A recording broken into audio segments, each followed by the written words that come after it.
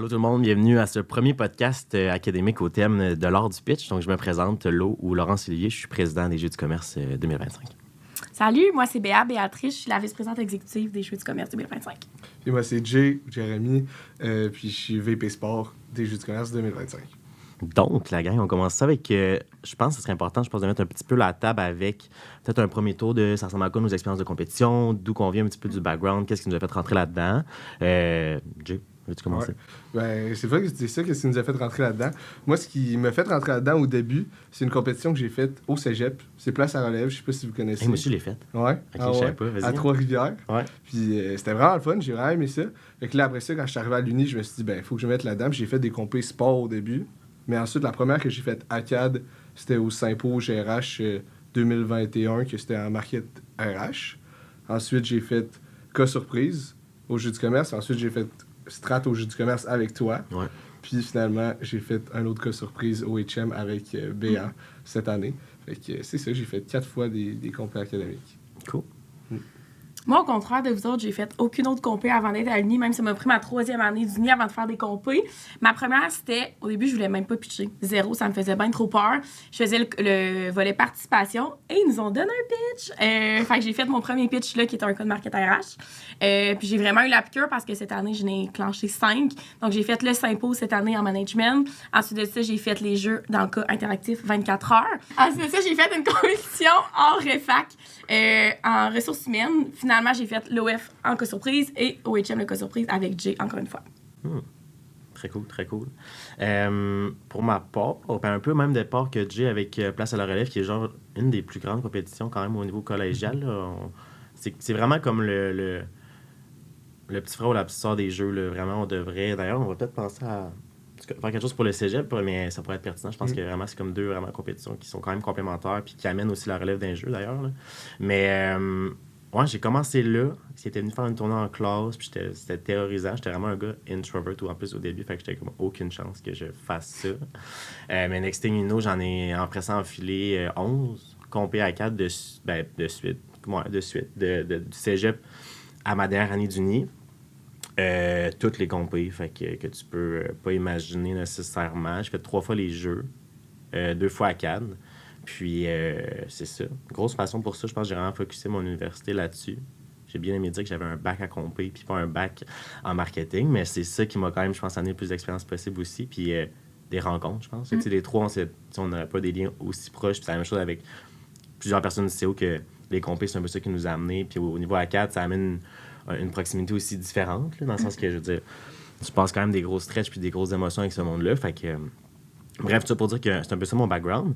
Puis, tu sais, on l'a vu, puis quand on l'a jasé aussi, de voir nos différentes expériences. Tu sais, Béa, t'as commencé un petit peu plus tôt dans ton parcours. Jay, t'as commencé comme moi avec Place à la relève. C'est quoi un peu votre évolution, mettons, au niveau de l'art du pitch, justement, qui est le sujet d'aujourd'hui, de voir, tu sais, mettons, moi, je disais que j'étais un introvert, à comme aujourd'hui, qu'est-ce qui m'a rendu là? Béa, même chose. Jay, veux-tu... n'importe qui veut peut-être commencer. Ouais, ben je peux y aller, mais moi, on dirait que j'ai peut-être pas eu la même progression que toi, qui est passé plus introvert à maintenant être capable. On dirait que dès le départ, ça me dérangeait comme pas tant des présentations orales, plutôt en classe, j'ai toujours vraiment aimé ça. C'est ce que je préférais. Fait que quand je suis arrivé... Ouais, mais je sais pas, je trouvais ça plus le fun, plus excitant que juste genre, faire un examen. OK. Puis t'as pas besoin de t'étudier, tu peux juste être genre toi. Fait que c'est plus facile, tu sais. En tout cas, je trouvais. Fait que quand je suis arrivé puis il y a eu Place à la relève, j'étais genre, c'est sûr que je fais ça. Là. C'est une prof comme moi, comme toi qui t'a dit qu'il est venu en classe puis qui a fait genre, vous aimeriez peut-être ça, Place à la relève, un cas de comptabilité. Puis j'étais en technique en comptabilité gestion, fait que j'ai fait genre, pourquoi pas, tu sais. C'était une belle expérience. Fait que j'ai commencé avec ça puis c'était le fun. Fait qu'après ça, j'ai juste continué là-dessus. Mais j'ai toujours comme eu la même chose que j'étais peut-être un petit peu plus stressé quand on a commencé à l'Uni que maintenant dans les derniers pitchs qu'on était beaucoup moins stressé parce que t'as un peu plus d'expérience et tu sais à quoi ça ressemble. Mais à part ça, j'ai pas passé gros changement de introvert à... Tu mettons, tu me nommerais comme 3 grosses différences genre, entre ton premier pitch à PLR puis ton dernier pitch, mettons, au HM. Ben, mettons... Physiquement, tu sais, genre hors du pitch-wise. Ouais, pour moi, mettons. Ouais. La plus grosse différence, je pense que c'est la confiance que tu as à être sur place puis à pouvoir juste bouger partout puis à pas être freezé. Je me vois, là, si c'est bien genre à la place à la relève, c'est sûr que j'étais freezé devant. Là. Puis je parlais monotone un peu. Alors que là, à la fin, on bougeait, on avançait, on se déplaçait. On parle beaucoup plus avec de l'aisance. Puis ça, pour des juges, ça fait que au lieu de juste, mettons, prendre leurs notes puis écouter ce que tu dis, ben ils vont te checker puis faire « wow ». J'ai le goût d'écouter ce qu'il dit. Fait que ça fait vraiment une grosse différence. Mais je pense que c'est qu'on arrête de se poser des questions. Tu rentres dans la salle, tu ouvres la porte, puis... Showtime. Tu sais, c'est ça, c'est vraiment showtime. Tu penses plus à quand c'est ton premier de « je range de l'air de quoi, mes cheveux sont-ils corrects? » Tu te places avant de commencer quand ils nomment les règles. Je pense que c'est vraiment qu'on se pose juste plus de questions, puis ça devient tellement fluide que c'est comme rendu la routine un peu de pitcher. Puis tu connais ta sauce. T'sais, plus tu pitches, plus tu vas savoir comment tu le présentes. Les jeux, je sais comment tu interagis avec eux autres. T'sais, le premier truc que Laurence Olivier m'a donné, c'est de porter attention justement aussi à ces juges-là. Puis de savoir, eux, à quoi ils s'attendent de nous autres. Juste en serrant la main, tu peux savoir. Fait que juste de ça, à un moment donné, ta routine vient, puis tu poses juste plus de questions. Fait que ça devient beaucoup plus facile puis beaucoup moins stressant pour les gens qui sont introvertis. Tu sais, moi, contrairement à toi, mais en fait, je suis un peu beau mélange de vous deux. Je pense que je suis comme introvertie, extrovertie. Tu sais, au début, là, à l'Uni, c'était ma 3e année, ça me faisait ultra peur de pitcher parce que j'étais entourée de gens comme vous autres qui pitchent puis qui sont habitués puis qui connaissent leur routine. Alors, tu pitches une fois un cas puis après ça, c'est vraiment, tu sais, ça, on dirait que ça devient comme inné. Fait que, ouais. Absolument. Des fois, on dirait qu'on oublie aussi que les juges, genre, eux autres aussi sont là parce qu'ils n'en ont pas fait 50 des compétitions. Là, c'est leur première fois aussi. Ils sont dans le même bain que toi. Ils savent pas trop comment ça se passe. Ils savent pas trop à quoi s'attendre. Alors que, tu sais, au début, quand je suis arrivé à PLA, comme on disait tantôt, j'étais comme... Moi, j'avais peur des juges. Je me disais, eux autres, ils savent comment ça marche. Ils vont nous manger. Mais c'est pas tant ça, là, tu sais. À la fin, on dirait que des fois, tu sais plus comment ça marche que les juges. Plus t'en fais. Mais, fait que, tu sais, c'est sûr que ça vient avec l'expérience. Vraiment. C'est vrai que le fait d'être capable de faire une bonne, j'essaie de le dire en français, mais une bonne livraison de pitch, un bon deliver, de dire qu'on part vraiment tu te sens super à l'aise, naturel, puis tout ça, ben ça part, je pense qu'il y a comme une gradation à aller chercher au fait de pas être étourdissant, mais d'avoir quand même de prendre place sur un peu ta scène, littéralement. Dans le sens que quand tu rentres, c'est vraiment, comme on disait tantôt, c'est showtime, c'est le temps de faire vraiment... ta place puis de montrer que tu as confiance aussi à ta solution, même si des fois tu es comme vraiment pas sûr de qu'est-ce que tu présentes puis ça arrive puis c'est dans l'art du pitch que tu es capable de faire ressentir cette confiance-là au juge.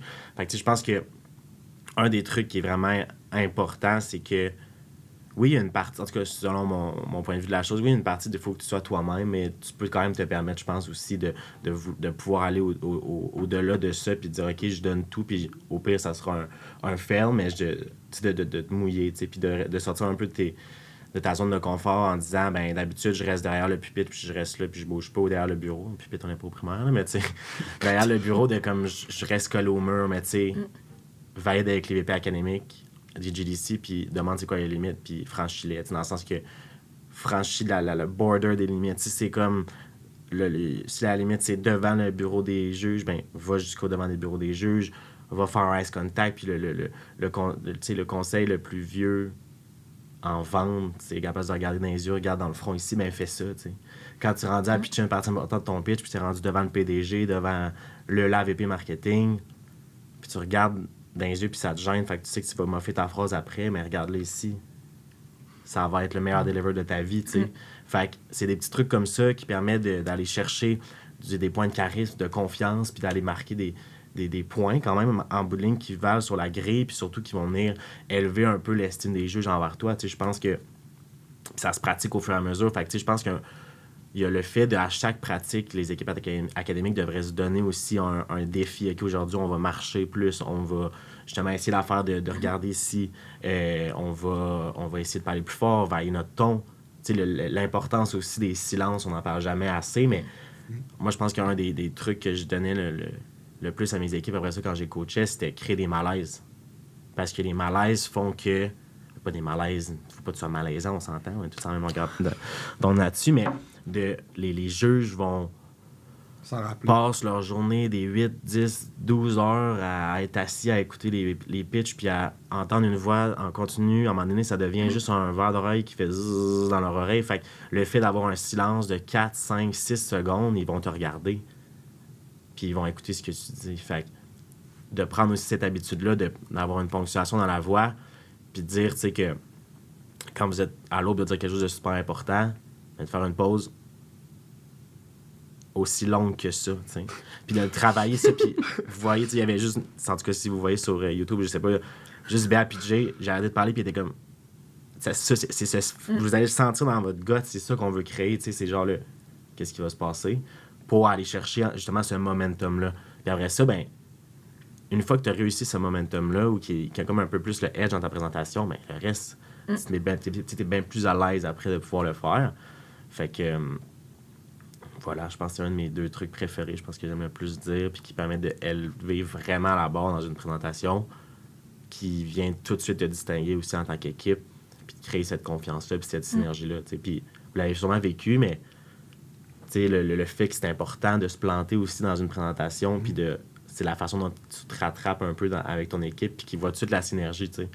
Dans le sens que, avez-vous déjà eu comme un fail dans une présentation, puis comment vous l'avez rattrapé, mettons, quand c'était arrivé?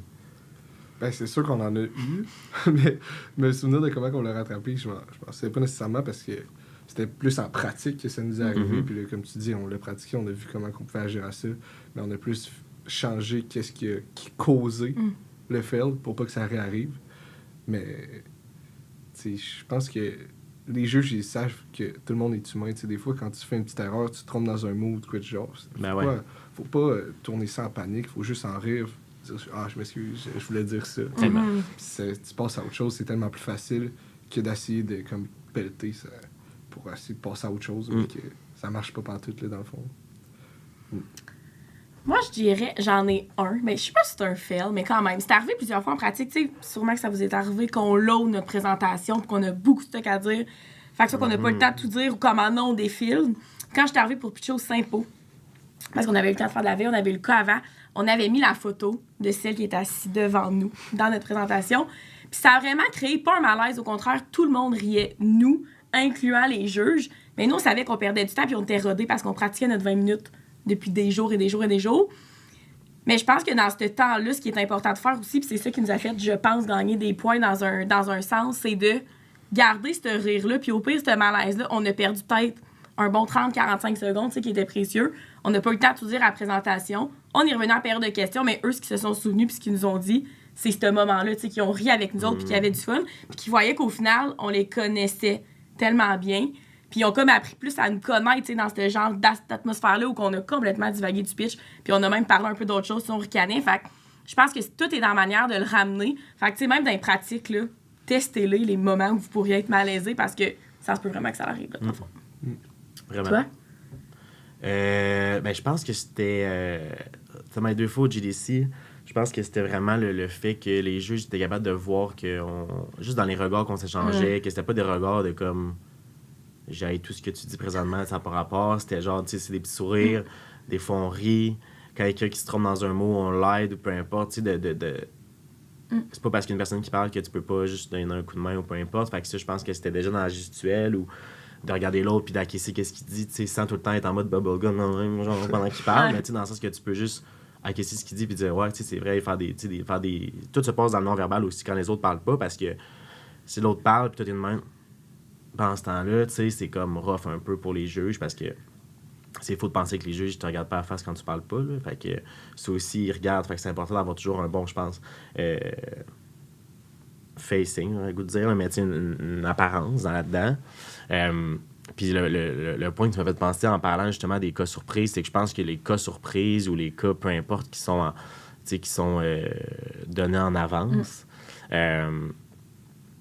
il y a vraiment l'importance, je pense, de pouvoir roder la présentation d'une façon différente d'un cas à CAD qu'on n'a pas de on n'a pas l'occasion de préparer, de pratiquer, c'est ça que je veux dire, notre pitch avant. Fait que, les cas surprises, là, cette année, il va y avoir le cas contribution, il va y avoir le cas surprise, puis c'est tout. Qu'on va avoir le cas en avance. Ben l'occasion est rêvée de... faut littéralement faire un spectacle avec cette présentation-là, puis ça va être une attente.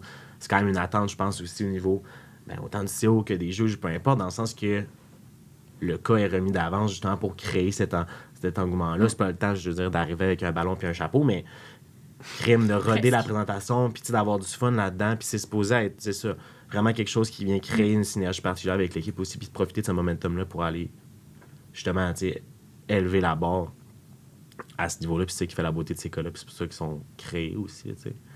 Fait que c'est un bon point d'en profiter. C'est une belle occasion. Tu sais, tantôt, tu parlais des jeux, puis on parle tout le temps du malaise, mais rien n'est plus fun que créer, nous, un malaise envers eux autres, dans le sens que, puis ça, c'est le truc que tu m'avais donné en pitchant. Tu sais, quand vous allez serrer les mains, quand on serre les mains, ils disent leur nom, puis souvent leur poste dans l'entreprise, retenez-le. Genre, moi, c'est ce que j'ai appris, la première affaire, de le retenir, puis de leur remettre un peu d'en face. Par exemple, Jay, tu sais, qui va pitcher le budget ou l'échéancier, ben quand si le VP Finance est assis devant, tu vas le regarder direct dans les yeux, puis c'est même lui qui va baisser le regard dans ma main de « il me perce avec ses yeux », tu sais. Fait analyser vraiment, tu sais, moi, je pitchais souvent la partie soit marketing ou plus RH.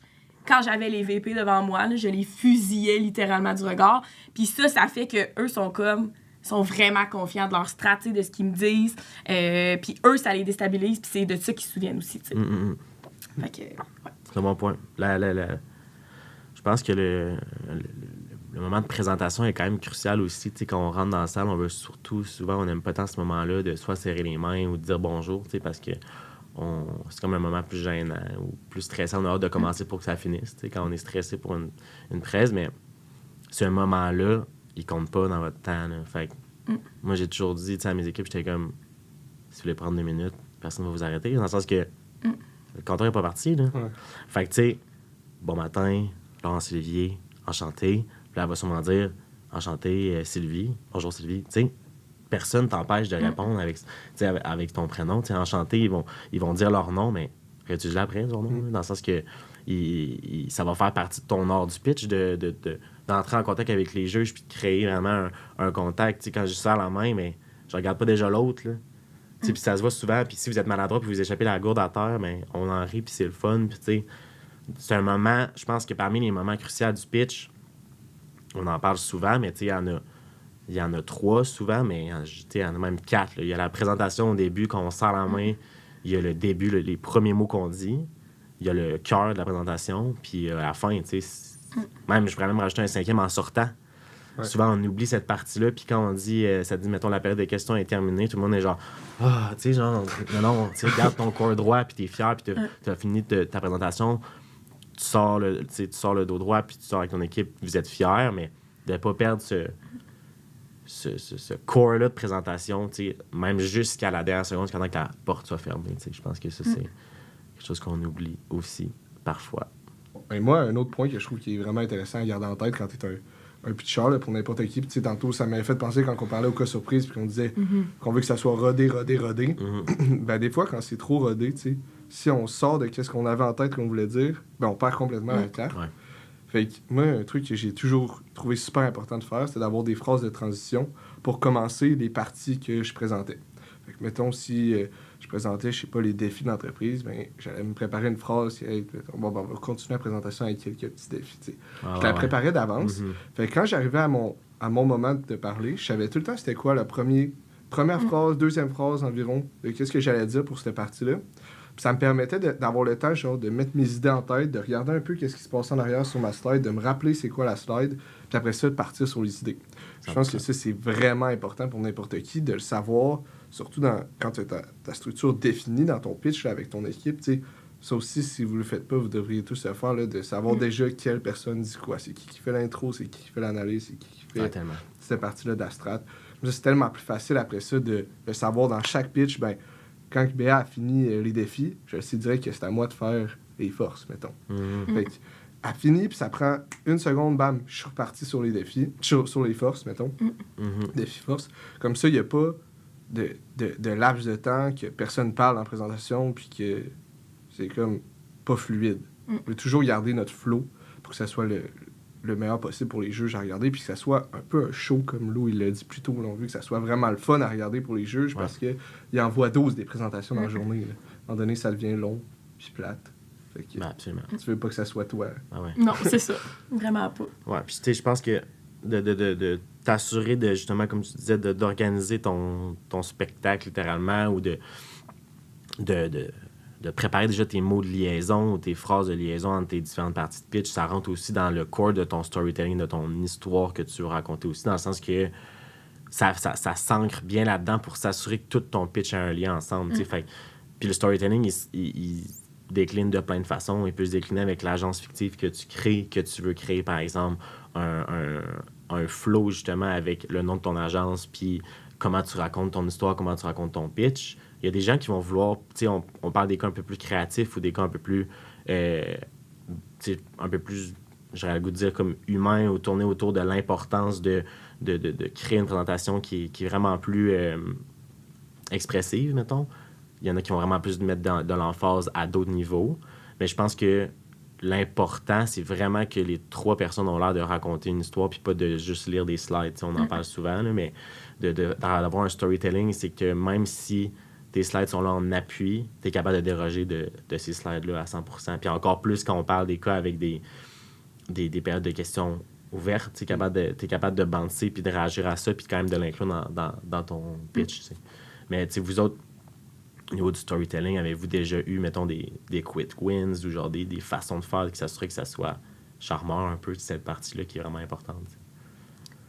Ben, quick win, moi, ça me vient pas live, là, mais, tu sais, moi, c'est arrivé une fois là, qu'on a pitché quoi. Tu sais, en fait, la solution qu'on va amener, oui, les juges vont s'en souvenir, mais ce qu'ils vont se souvenir le plus, c'est le show ou de la manière qu'on l'a amené, tu sais. La réflexion aussi. Exactement. Puis, tu sais, c'est arrivé que j'ai pitché de la bouette. Mais par exemple, au coach, qu'on avait pitché de la boîte en or, puis il se souvenait juste de comment qu'on l'avait pitché, puis c'était le fun, puis il s'en souvenait.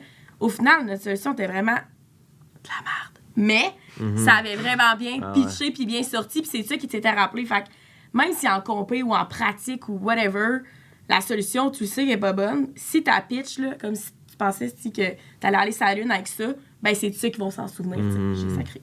Mais voilà. Fait que, mais j'ai pas de quick win, mais toi, t'en as-tu? Ben... Je pensais un petit peu, mais tu sais, t'en as parlé un petit peu tantôt, là, mais tu sais, nous autres, des fois, qu'est-ce qu'on faisait, c'est qu'on allait vouloir utiliser comme notre nom d'agence un peu partout. On allait vouloir le ramener dans ton lancement de la strat pour faire du sens avec tout ça, puis aussi dans la conclusion, pour créer comme le flow, encore une fois, qui fonctionnait avec ton nom d'agence tout au long de la présentation, puis qui se rappelait de toi.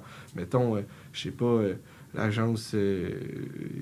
Avalanche, genre, on va dire, qui commence en montant la montagne pour après ça la débouler pour vous faire... ça fait le créatif. C'était correct. Genre, vous comprenez le principe, ce que je veux dire, surtout le principe d'ascension, il est populaire. Ouais, c'est ça. C'est ascension, justement. Je pense que c'était pour vous amener un plus haut. Ben oui. Mais dans le sens que, tu sais, c'est ça, je pense que c'est l'exemple le plus, mettons, imagé qu'on peut avoir. Mais tu sais, comme tu disais, juste de se mouiller, je pense, de se dire, hey, crime, j'ai vraiment une agence genre qui fait pas une scène, puis dans le fond, ça existe pas pour vrai, je le fais-tu pour vrai, tu sais. Puis je pense que oui, parce que ça vient ajouter aussi de l'humain à la présentation. Ben oui, puis à du professionnalisme de la chose, de pouvoir le faire, tu sais. Puis d'autant plus le fait que, tu sais, cette année, en plus, avec le fait qu'on a des templates, puis tout ça va pouvoir permettre aux équipes de le personnaliser davantage, puis d'enlever un peu cette pression-là que sur le champ, tu dois être créatif, puis tu dois te créer une direction un peu artistique dans ta présentation. Puis on s'entend que c'est minime quand même, mais ça rentre dans toute cette volonté-là d'avoir un pitch d'excellence, tu sais, vraiment, là, puis dans ce delivery de la présentation, tu sais. Fait que c'est sûr que c'est important.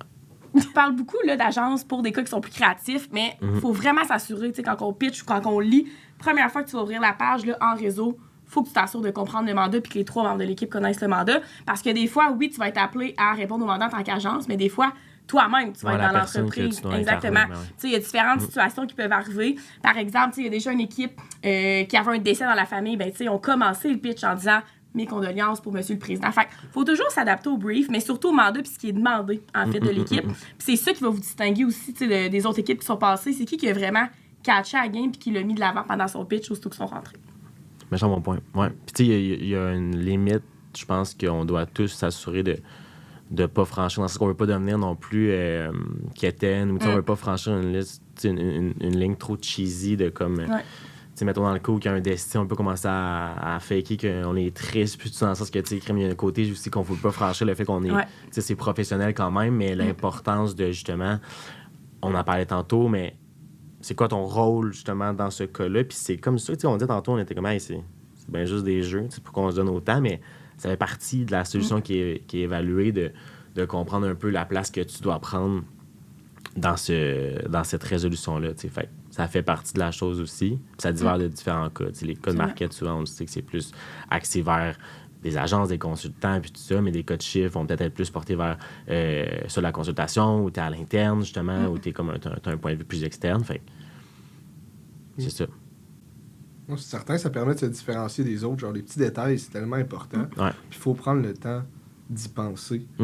Ça peut être avant aussi que tu y penses à qu'est-ce que tu peux faire comme petit détail. Mettons, comme là, s'il y a une autre situation que c'est un décès, c'est sûr que tout le monde va y penser maintenant, de peut-être dire mes condoléances. Fait que comment tu peux te planifier pour certaines situations qui vont arriver avec les cas que tu as pratiqués, puis voir ce que tu peux améliorer pour te différencier d'une autre manière que les autres équipes. C'est quoi votre point de vue, vous autres, sur le code vestimentaire en équipe? Mettons, moi, je pense que ce serait important d'avoir une similarité entre comment on est habillé tout le monde. Tu peux pas avoir une personne en rose, une en vert fluo, puis l'autre en blanc. Ça fait un peu bizarre. Mais mettons, tu veux pas non plus que tout le monde soit juste en bleu poudre. Parce que là, aussi, ça fait un petit peu bizarre. Je trouve que ça fait trop petit kit, comme tu dis. Mais je pense que, mettons, que tu te gardes dans du gris, noir, blanc, entre des trois coéquipiers, ben là, ça reste dans le même genre de palette.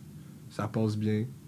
Tu viens pas trop attirer l'œil parce que c'est trop un petit kit, ni parce que ça a trop pas rapport. Tu veux juste pas créer un fixe là-dessus parce que tu veux qu'il t'écoute au final. Tu veux pas qu'il soit en train de regarder comment t'es habillé. Fait que... ça, c'est mon take. Je pense que ça vient...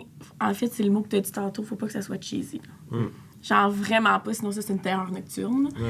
Qui vont se souvenir de ça, mais pas pour la bonne raison. Exact, dans le fond, c'est vraiment ça. Fait que... Mais tu sais, comme Jay dit, tu sais, pas obligé d'être habillé tout pareil, mais que ça fit, tu sais, qu'on comprenne que vous êtes une team, mettons. Tu as comme 20 minutes pour aller scorer le plus possible. Fait assure-toi qu'ils font pas juste regarder tes bas de chaussures. Dans le sens que comme... Je pense que c'est comme un moment dans lequel tu peux t'assurer d'être super sharp. Puis ça vaut la peine quand même de pratiquer, je pense, sur Outfit des jeux en amont du jour J, parce qu'il y a d'autres gens qui vont le voir, puis tu vas pouvoir avoir un feedback en continu. Fait que je pense qu'un des dons qu'on pourrait dire, je pense que vous êtes d'accord avec moi, que d'essayer un outfit pour la première fois au jeu en équipe, ça peut être rushant pour plusieurs raisons. Au niveau du confort. Quand tu te lèves à 4 h du matin. À 4 h du matin. Puis dans ta résolution, tu es assis comme souvent, très longtemps, assis avec ce outfit-là, mais ça fait quand même partie de l'ordre du pitch, c'est ça qui va donner une certaine confiance aussi. Fait que, tu sais, d'avoir un outfit aussi qui te rend confiant va changer la game complètement, là, de t'assurer que ça soit quelque chose que tu es bien puis que tu te trouves sharp, puis tu trouves que tu es une magnifique personne. Ben, c'est aussi mental que, tu sais, si tu l'as pratiqué avec ce kit-là, quand tu vas te lever au jeu, là, tu vas savoir que c'est game day en tabarouette quand tu vas mettre ton souk, là. Fait que je pense que de le pratiquer, ça te prépare encore plus sans même le savoir à aller pitcher au jeu. Puis ça revient que c'est comme un peu, j'ai hâte ce que je veux dire, mais un peu comme ta source de confort. Genre, tu le sais, tu vas être bien là-dedans, que tu vas être beau en pitchant. Fait que genre, déjà là, ça step up un peu ta confiance avant même que t'aies pitché. Bon, ben, Crime, très bonne discussion, je pense, aujourd'hui sur le premier podcast sur l'art du pitch. Mais honnêtement, on espère que ça vous a aidé à comprendre un peu plus comment en tirer le maximum lors de votre présentation. Puis on espère qu'on va pouvoir vous revoir dans les 7 prochains épisodes avec de nouveaux invités. Puis voilà. À bientôt. Peace.